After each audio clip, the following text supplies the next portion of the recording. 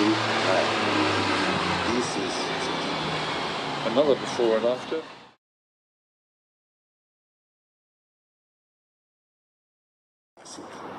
And in the same package, we also gave them a small container for making what they call them the soup.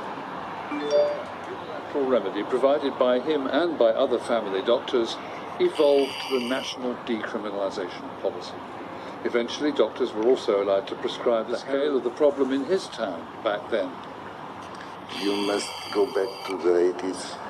Heroin was the #1 drug. Very high. At least 1% of the persons of Olhão were heroin addicts. The demand for heroin was so high it was sometimes impossible to get any. Addicts started coming to Dr. Pereira.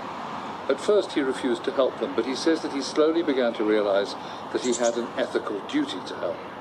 He prescribed tranquilizers, painkillers, and sleeping pills.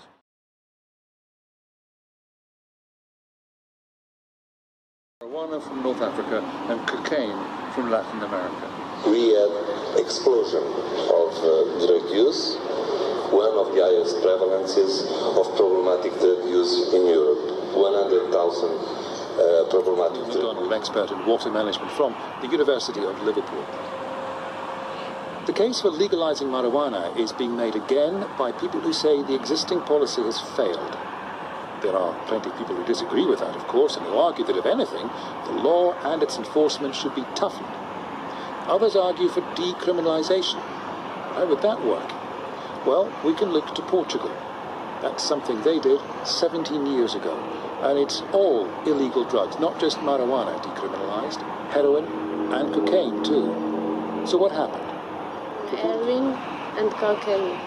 Recreational personal drug use.